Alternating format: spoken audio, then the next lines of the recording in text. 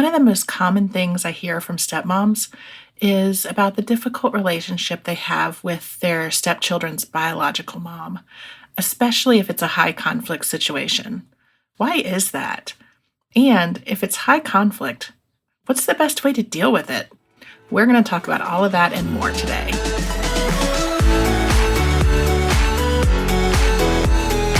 I'm Cameron. I spent years building my career and creating a life I loved. And when my Prince Charming finally showed up, he had 4 kids in tow.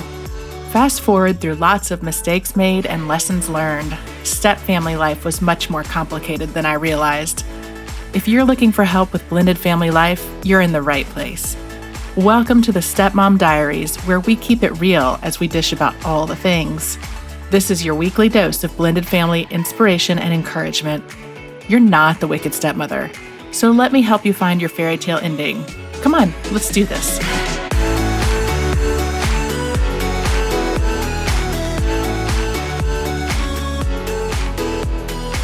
Hi, welcome to our second episode of 2021.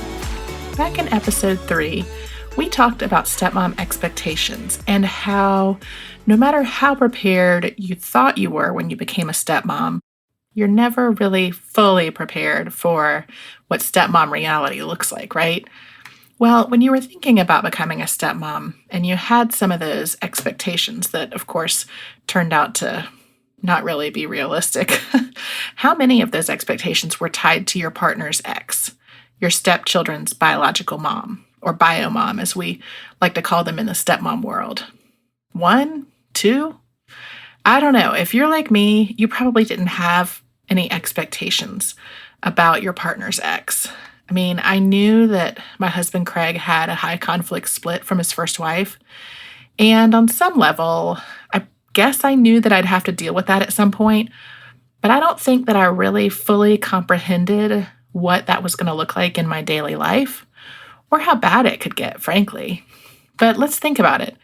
When you started dating and then settled down with someone with kids, you probably didn't expect that your schedule might be controlled by someone completely outside your marriage or even your immediate family, or that your relationships with your stepchildren could be impacted by what their biological mom thinks of you, or frankly, that you could be so bothered by what someone else thinks of you, or maybe that you would be jealous of your partner's former life sometimes, or let's face it, even that you could be so disliked by someone who doesn't even really know you and won't take the time to get to know you. You may not relate to all of those scenarios, but I'm guessing a couple of those sound kind of familiar. If you're anything like me, you're a pleaser. I am used to being liked. I am used to being able to talk to people. My professional life for 20 years has been based on building relationships and being able to relate to people and to talk to people about getting things done. So, I mean, on most days, I can kind of talk to a brick wall and make it work. So, I got into this and I knew that Craig might not ever get along with his ex. I mean, let's face it, there's a reason they're not together anymore, right? But I never really thought about what it would be like for me to deal with her. So when it wasn't all roses and unicorns, I was a little surprised. I didn't really understand what I had done to deserve any kind of hostility. I mean, I was just existing and doing the best I could, right? And look, it's different in every family and every situation. There's no situation that's exactly the same. In some situations, stepmoms and biomoms get along really well and actually become super close friends. I think that's amazing. Sometimes in other situations, it's just civil, where they can be around each other and be very neutral. Sometimes it's awkward, and in other situations, it can be openly hostile. And, sometimes it kind of bounces around between all that, right? But before we get into how to deal with a hostile ex or hostile biomom, I want to think about things from her point of view. And that may surprise you, but I think it's important to try to do in really any kind of situation where you've got conflict. And I know it can be hard, especially if you don't like her. But take a pause and put yourself in her shoes and think about things from her perspective, and let's see what kind of empathy or perspective you might develop doing that. So let's think about it. In the same way that you don't love the idea of your schedule or your life being dictated by somebody outside your marriage, she didn't ask for you either. She didn't ask for another mother figure for her kids.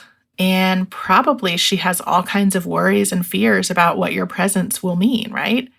Is she going to be displaced? Are you trying to replace her? What if the kids absolutely adore you? Maybe she's not over the marriage ending yet. Maybe she's bitter about how things have turned out or unhappy. Maybe she's jealous. Maybe she feels like you're overstepping your role. Maybe you are. I mean, there can be any number of insecurities that can be coming to the forefront from her perspective. And in the same way that when you were growing up, you didn't necessarily imagine your life turning out with you marrying a guy or gal who already had kids, she didn't get married and imagine a scenario where she would be divorced or separated or whatever and have someone else come into the picture to help raise her kids. So the thing is, there's a lot of dynamic that could be playing into her feelings about you. And the thing is, you may never know what they are. She is probably not likely to confide in you about it, right? Whatever the cause of her feelings towards you or her emotions about you, the interactions can be really tricky, especially if she and your partner have had a high conflict relationship or if she's high conflict in general. It may feel sometimes like you're walking a tightrope as you co-parent with your spouse in your household, but then try to support your partner as they co-parent with their former spouse. And it can be really difficult because although the co-parenting between households is really between your spouse and the biomom, those co-parenting decisions have a huge impact on your life, right?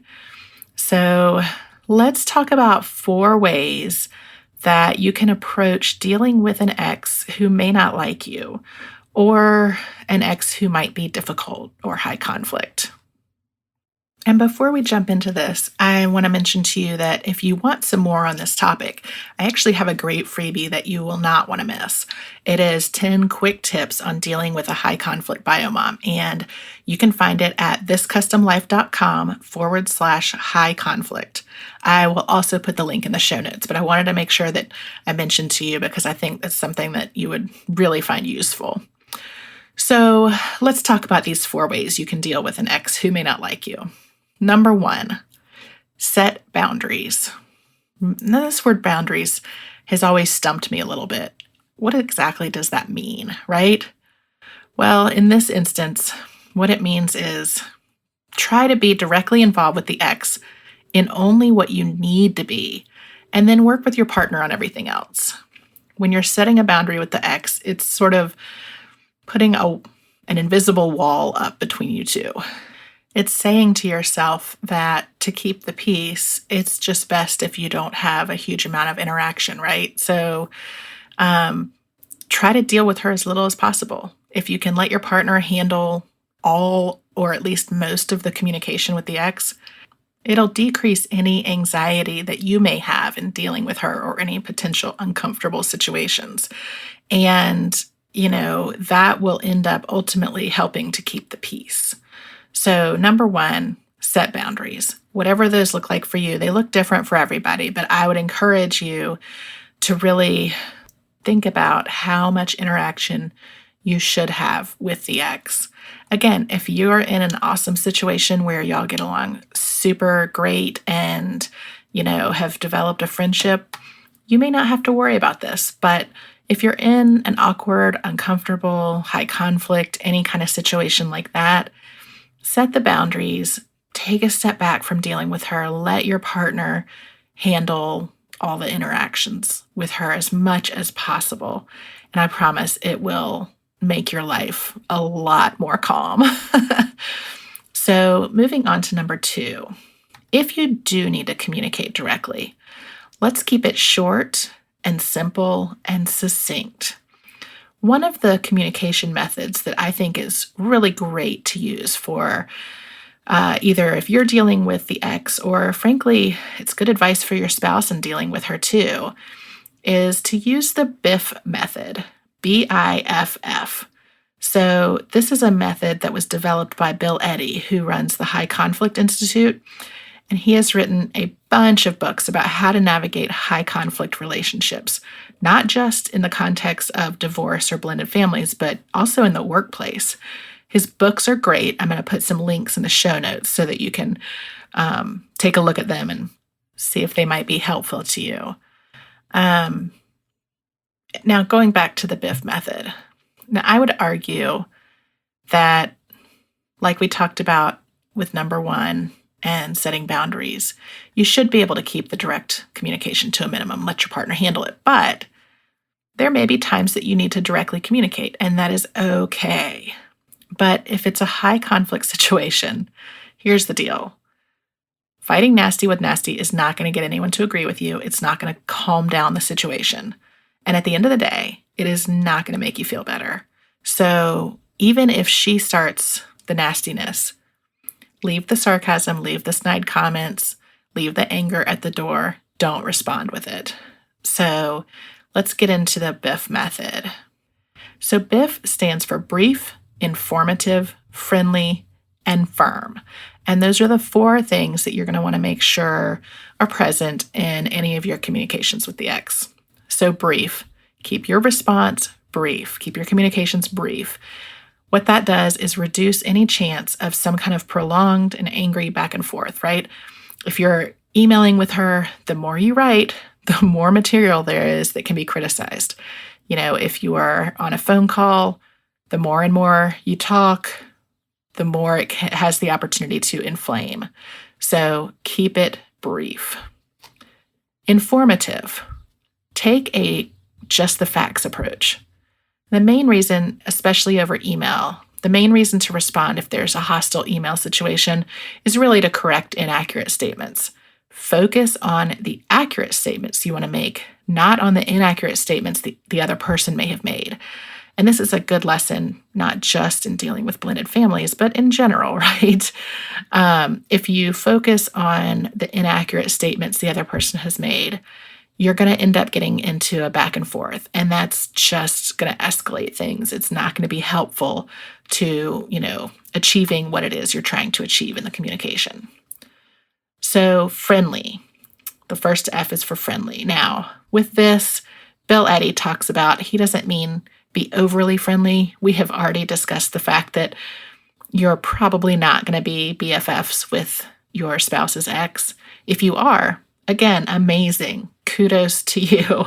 But that's not the most likely situation. But there's an old saying about you catch more flies with honey than you do with vinegar. So true, right? If there's a nasty email that you get, a nastygram is what I like to call them, or if there's a nasty comment that is made to your face, it is so tempting to respond to nasty with nasty, especially if you know you're right. And I don't know about you, but after I've had some kind of conflict, I will think about it afterwards and think about all the nasty things I could have said and wish that I had been, thinking more on my feet and had come back with some witty remark. But at the end of the day, if you remember your goals, you are going to achieve them by responding in a more friendly manner. Don't give the other person a reason to keep responding. If your goal is to end the conflict, then being friendly or at least neutral has the greatest likelihood of success. If you're in a communication about what time, you need to pick up the kids from her house and she responds with something nasty, you're not going to achieve setting that time by responding with another nasty comment. It's just not going to advance what you're trying to do. So the last F is be firm in a non-threatening way, right? Don't make comments that invite more discussion unless you're negotiating. And I like to think about this one through the Forrest Gump lens. That's all I'm going to say about that, right? You just be firm and put a period on it. Now, I don't want to spend the whole episode talking about Bill Eddy, but I'm going to tell you that this BIFF method really does work. And I'm going to give you an example that he has provided of the BIFF method in action. So let's think about this. Joe and Jane are emailing back and forth about, whether the kids should go to Jane's boss's birthday party. Okay. So Joe's email to Jane says, Jane, I cannot believe you are so stupid as to think I'm going to let you take the children to your boss's birthday party during my parenting time. Do you not remember the last 6 conflicts we've had about my time? Or is it that you're having an affair with him? I always knew you'd do anything to get ahead. And the email goes on and on, right? So Jane responds using the Biff method. She says, thank you for responding to my request to take the children to my office party. Just to clarify, the party will be from 3 to 5 on Friday at the office, and there will be approximately 30 people there, including several other parents bringing school-age children. There will be no alcohol as it is a family-oriented firm, and there will be family-oriented activities. I think it will be a good experience for them to see me at my workplace. Since you do not agree, then of course I will respect that and withdraw my request as I recognize it is your parenting time. And that's the end of her email. Do you see the difference in tone there? She doesn't give him an opportunity to respond with something nasty, although he still might do it, but she's responding with just the facts. She's kept it brief and informative, and it's firm. And that is the Biff method in action. So again, I'll put a link in the show notes so that you can check out more about Biff and also links to some of Bill Eddy's books, because I think he's got some really great suggestions for how to deal with high conflict personalities and just high conflict situations in general. So moving on to number 3, never fight in front of the children or involve them in the conflict. I probably should have put this as number 1 because I feel so strongly about it, and it's such an important point. This includes, not just fighting with their mom in front of them, but this includes whatever you might be doing behind her back. Bad-mouthing, sarcasm, even eye-rolling. The kids are automatically going to feel torn between you and their mom. They are probably for a while going to be very unsure if it's okay, not just to love you, but even just to have fun with you. There is going to be a loyalty bind that they're in. And what you want to do is make that as easy for them to navigate as you possibly can.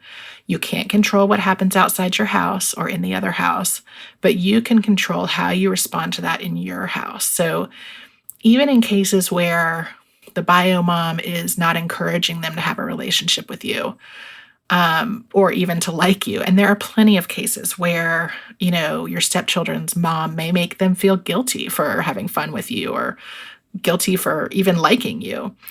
But fighting with her in front of them or bad-mouthing her in front of them or being sarcastic or, denigrating her in front of them, that's a hard pass. Just don't do it. All that does is kind of reinforce to them like they're going to need to take sides. And I can tell you, even if you feel like you're the better parent, even if you know that you do more for them, it's not going to help your relationship with them. It's just not. And whether we're talking about bad-mouthing or eye-rolling or fighting with mom directly, I want to be clear about one thing. And this is something that is not necessarily fair, but it is true.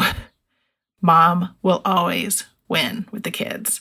Always, always, always. I don't care how much you think she sucks. I don't care if you do a million times better parenting job. Mom will always win if you have to put yourself in a contest with her. And that's why you are in an absolutely no-win situation if you try to force the kids to make a choice. And I don't mean sitting them down and saying, hey, your mom sucks and I'm cool, right? No, that's not what I'm talking about. I'm talking about, eye rolling when you hear comments. I'm talking about fighting with her in front of them, or, if she does something, if the kids tell you about something that she has done that you don't agree with, rolling your eyes and saying, oh, that figures she would do that. Don't do it. Just don't. In fact, do the opposite.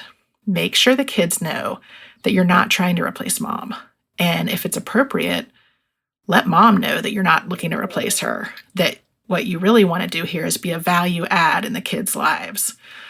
But I think most importantly, it's really making sure that the kids know that your relationship with them is different than their relationship with their mom. It's different than their relationship with their dad. You can have a really unique relationship with them. And the more you can reinforce that you're not in competition with mom, that they don't need to view you that way, that they don't need to, think that they're having to choose ever, the better it will be for your relationship with the kids.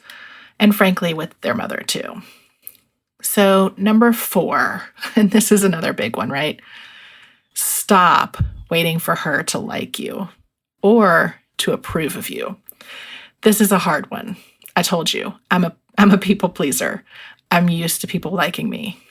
But it is hard when you don't get that response from people, even when you try. But at the end of the day, your happiness does not depend on her. And if she has wronged you, do not sit around and wait for an apology, because it is probably not coming. And if it comes and it's insincere, it's just going to fire you up more. So just don't wait around for it. You have to just be the bigger person and let it roll off your back, which I know is so much harder to do than to say, right? This is a really hard one. I mean, I told you, I'm used to being well-liked. I've never had a problem making friends or getting to know people. I really can talk to most anyone. And sometimes I just want to say, why won't she like me? I'm great. I get along with the kids. I'm a nice person. What is wrong with me? Why won't she like me? Sister, you got to let that go. You got to let that go. Does your partner like you? Do the kids like you? That's what's important. Do you like you? That's what's important. Do you feel comfortable with how you have treated her? That's what's important. If you know that you have acted in the right manner, if you know that you have risen above, if you know that you have got the relationship with your partner and with the kids, that's what's important. So stop waiting for her to like you. I am telling you, if it's a high conflict situation, it probably ain't gonna happen. So again, it's a hard one, but it's important to really kind of do some work examining yourself and your behavior and feel good about the way that you are handling the situation. And don't worry about what she thinks of you. And I'll say one last thing. High conflict situations can be really challenging, and sometimes they can escalate beyond words. If there is harassment or assault or anything else that breaks the law, abuse of any kind, don't respond directly. Talk to your lawyer, call the police if you need to. If things get bad, just be smart about it, okay? And I feel like I just need to have that caveat said because things can escalate. So I know this was a pretty quick overview of a really tough topic, which is, dealing with the high conflict ex. So I'll have some show notes at thiscustomlife.com/episode 12. You'll find all the links to the resources I mentioned during the episode there. And this is something we're going to keep talking about. So this is not the only episode I'll be doing on this issue. And I would encourage you to download the freebie that I mentioned, the 10 quick tips for dealing with a high conflict biomom. And as a reminder, you can find that at thiscustomlife.com/high conflict. And again, I'll put the link in the show notes too. But I think it's a freebie that will really be helpful to you with some quick tips, some quick action ways that you can deal with the high conflict biomom. Again, this is a really complicated topic and it can be really difficult to navigate. So this is something that we will be tackling again. And if you haven't joined the Stepmom Diaries Facebook group, it's a private group just for stepmoms. And this is something that we talk about in that group some. So head over to Facebook and just search for the Stepmom Diaries and answer a couple questions and join us there. Thanks so much for being here. And remember, we are in this together.